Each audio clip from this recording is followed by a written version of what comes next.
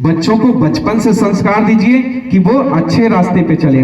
कहा जाता है जननी जने तो भक्त जने, या दाता या सूर, और या से तो बंध्या भली काहे गवावे नूर। कहते हैं अगर बच्चों को जन्म दिया है तो बच्चों को भगवान का भक्त बनाओ, अच्छे कार्यों में लगाओ, या दाता या सूर, दान धर्म करने वाला बनाओ, या फिर सूरवीर बनाओ जो देश की सेवा करे, राष्ट्र की सेवा करे, ऐसा बच्चे को बनाओ। जीजाबाई का नाम आपने सुना होगा, छत्रपति शिवाजी। छत्रपति शिवाजी की मां का नाम था जीजाबाई।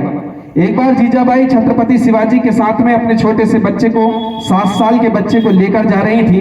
रास्ते में किसी ने बता दिया, बहन कहां जा रही हो?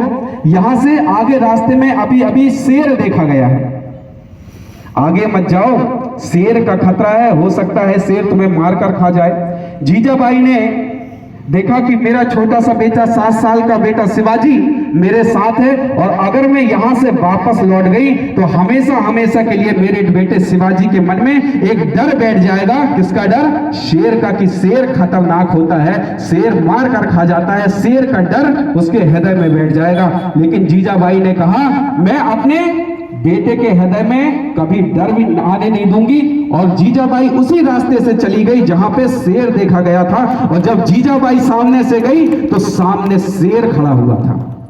अब जीजाबाई ने सोचा अगर मैं यहां से वापस जाती हूं तो मेरा शिवा डर जाएगा, और उस समय जीजाबाई ने कहा, शिवा ये बिल्ली का बच्चा है, ये जो तू देख रहा है, शेर को बताते हुए कहा, शिवा ये बिल्ली का बच्चा है और तू मेरा शेरनी का बच्चा है, दहाड़ अपनी दहाड़ दिखा।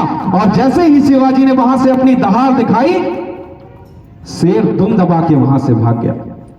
तो ये मां का फर्ज होता है कि बच्चों को कैसे संस्कार देने हैं, आगे चल के बच्चों को क्या बनाना है। मां चाहे तो बच्चों को चोर बना दे, मां चाहे तो बच्चे को डाकू बना दे, मां चाहे तो बच्चे को भगवान का भक्त बना दे, मां चाहे तो बच्चे को देशभक्त बना दे। एक बार की बात है, एक व्यक्ति जेल गया, किसी चोरी डकैती के केस में जेल चला गया, और उसकी मां जब उससे मिलने के लिए आई तो उस जेली ने, जिसको चोरी के जुर्म में सजा हुई थी, उसने मां से मिलने के लिए मना कर दिया कि मां मैं तुझसे नहीं मिलूंगा। पहरेदारियों ने जाके बताया कि तुम्हारे बेटे ने तुमसे मिलने के लिए मना कर दिया है। तो मां ने कहा बस एक बार मुझे अपने बेटे से मिला दो, इसके बाद मैं कभी अपने बेटे से नहीं मिलूंगी। जैसे तैसे उस कैदी को मनाया गया और वो मां से मिलने के लिए तैयार हुआ। कहा लेकिन आखिरी बार मिल रहा हूं, इसके बाद अपनी मां से कभी नहीं मिलूंगा। पहरेदारियों ने मां को जब जेल में लेकर आया तो मां ने बच्चे से पूछा, कहा बेटा मैं तेरी मां हूं, मैंने तुझे 9 महीने अपनी कोख में रखा है, तुझे पाला पोसा बड़ा किया, और आज तुम मुझसे मिलने के लिए मना कर रहा है। बच्चे ने कहा मां आज मैं जो जेल में हूं ना, उसका कारण तू है। कहा बेटा कैसे मैं कारण हूं?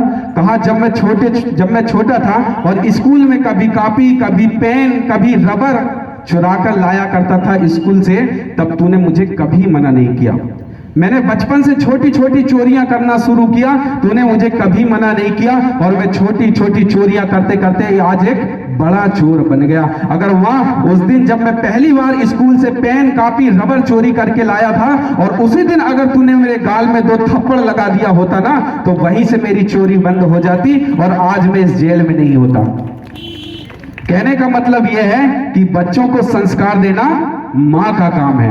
वैसे तो फर्ज पिता का भी है, पिता को भी बच्चों का ध्यान रखना चाहिए, लेकिन पिता के पास उतना समय नहीं होता, क्योंकि वो तो अपने परिवार के भरण पोषण के लिए प्रायः घर से बाहर ही रहते हैं, और उन्हें ये पता होता है कि मेरी गैर मौजूदगी में मेरी पत्नी मेरा घर संभालेगी, मेरे बच्चों को संस्कार मेरी पत्नी देगी। तो ये मां का फर्ज है कि अपने बच्चों को कैसे संस्कार देना है।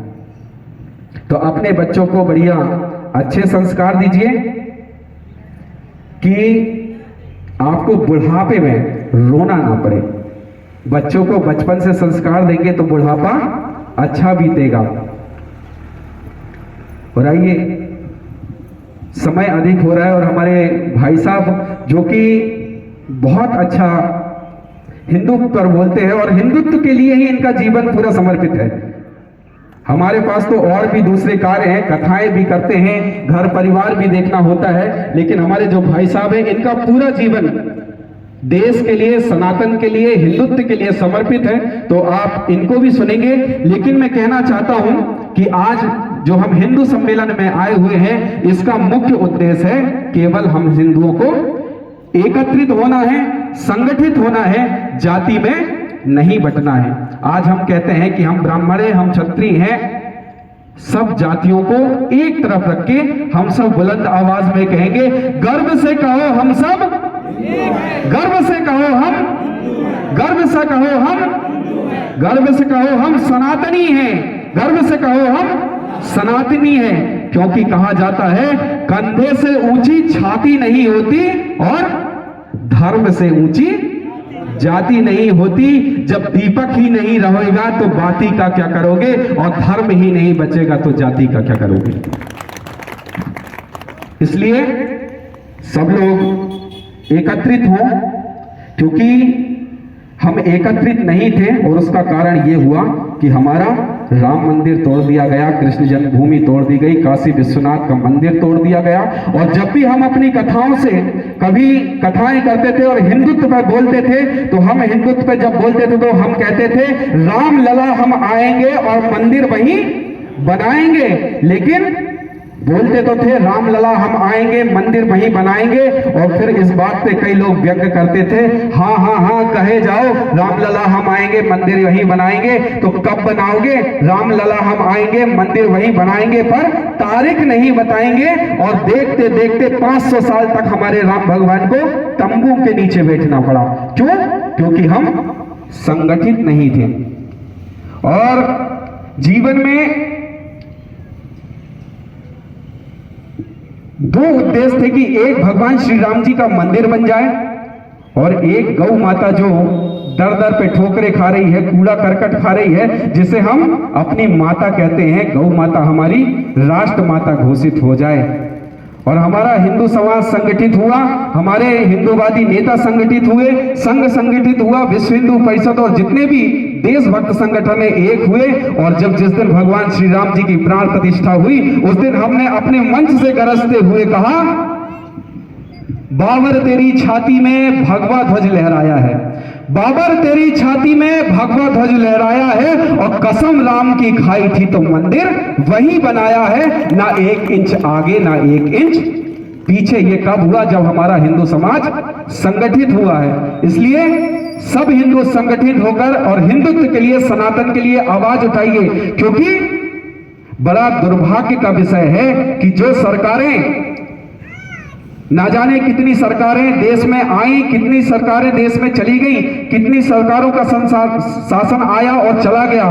कई सरकारें कहती हैं हम हिंदूवादी हैं, हिंदुत्व के नाम पर चुनाव लड़ते हैं, हिंदुत्व के नाम पर चुनाव जीत कर आते हैं। लेकिन दुख तब होता है कि पूर्ण बहुमत के बाद भी हमें हिंदू राष्ट्र घोषित करने के लिए हमारे देश में निवेदन आवेदन करना पड़ रहा है, जहां पर सरकार की एक आवाज में गौ माता को राष्ट्र माता घोषित किया जा सकता है और गौ माता की हत्या बंद कराई जा सकती है। वहां पे हिंदूवादी सरकारों के होने के बाद भी गौ हत्या, कहते हैं हमारा देश मांस के निर्यात में भी दूसरे नंबर पे आ गया है। अभी हमारे शंकराचार्य जी महाराज, अभी मुक्तेश्वरानंद जी गौ माता के लिए लड़ाई कर रहे हैं कई, और इसी पे लोग बट रहे हैं। कोई कहता है ये शंकराचार्य नहीं है, कोई कहता है शंकराचार्य है। अभी यूट्यूब में, फेसबुक में बहुत चल रहा है, शंकराचार्य पर लड़ाई कर रहे हैं, लेकिन किसी का ध्यान इस तरफ नहीं है। हम कहते हैं वो शंकराचार्य हैं या नहीं है, संत हैं या नहीं है, दिखावा कर रहे हैं, बनावा कर रहे हैं, जो भी कर रहे हैं, लेकिन ध्यान इस बात पे दीजिए कि वो आवाज किसके लिए उठा रहे हैं। अगर उन्होंने गौ माता की हत्या पर रोक लगाने के लिए आवाज उठाई है, तो गाय हमारी माता है। जो भी व्यक्ति गौ माता की हत्या पर रोक लगाने के लिए आवाज उठाता है, हम सबको एक साथ उस आवाहन के साथ में खड़ा होना चाहिए कि गौ माता की हत्या बंद होनी चाहिए। और हमें किसी राजनीतिक पार्टी से कोई लेना देना नहीं है, हम किसी राजनीतिक पार्टी के दलाल नहीं हैं। लेकिन कहना चाहेंगे कि आज जो योगी जी महाराज हमारे हम उनका बहुत सम्मान करते हैं, संत हैं, लेकिन उनके राज्य में ही सबसे ज्यादा गौ हत्या हो रही है। जब शंकराचार्य जी ने कहा योगी जी आप 40 दिन के अंदर गौ हत्या बंद कराइए, अगर आप कहते हैं कि हमारी सरकार हिंदूवादी है, हम हिंदू हैं, हम संत हैं और आप प्रदेश के मुखिया हैं और आपके देश में ही ये सबसे ज्यादा गौ हत्या हो रही है, तो अगर आप हिंदू हैं तो अपने आप को हिंदू साबित करने के लिए उत्तर प्रदेश में गौ हत्या बंद कराइए। तो भैया क्या दिक्कत जा रही है? तो उत्तर आया कि हमारे राज्य में गौ हत्या नहीं होती, हमारे यहाँ भैंसों को काटा जाता है, भैंस का मांस निर्यात किया जा रहा है। अरे आप कैसे हिंदू हो? हमारे यहाँ तो सिखाया जाता है अहिंसा परमो धर्मा। हिंसा किसी जीव की नहीं होनी चाहिए, किसी प्राणी को नहीं मारा जाना चाहिए। तो पूर्ण रूप से भारत में जीव हत्या बंद होनी चाहिए। और बंद क्यों नहीं हो रही है पता है? क्योंकि हमेशा हमें यही सिखाया गया है कि अहिंसा परमो धर्मः। एक श्लोक है अहिंसा परमो धर्मः, लेकिन ये आधा श्लोक है। इसके आगे लिखा हुआ है अहिंसा परमो धर्मः धर्म हिंसा तथैव च।